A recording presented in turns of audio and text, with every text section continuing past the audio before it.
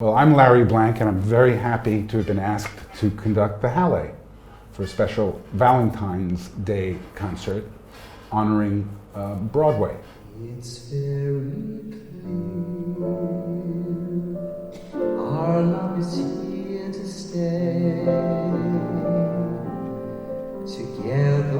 Well, putting together a program for the Halle was a little bit challenging because we want to make something very entertaining, romantic, since it's near Valentine's Day. So there's so much Broadway material that is romantic, because I always joke that Broadway music, every number is a finale, you know, or a ballad, and they're usually pretty beautiful.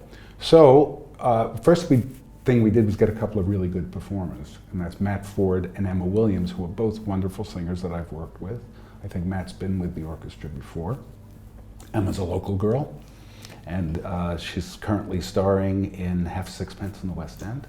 And we went also through the catalog of all the great Broadway composers. We have Bernstein, we have Rogers, we have Irving Berlin.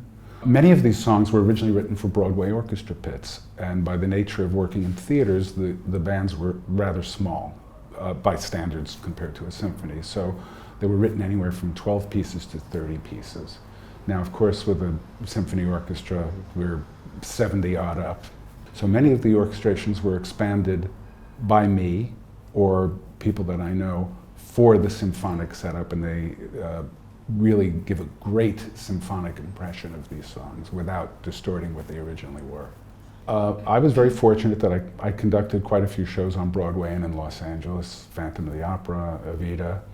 I did chorus line for a very long time. Because of my history on Broadway, and I started out when I was very young, I got to know a lot of the Broadway composers. So people like Julie Stein, who wrote Gypsy and Funny Girl, and Marvin Hamlisch, who I knew very well and worked as his conductor.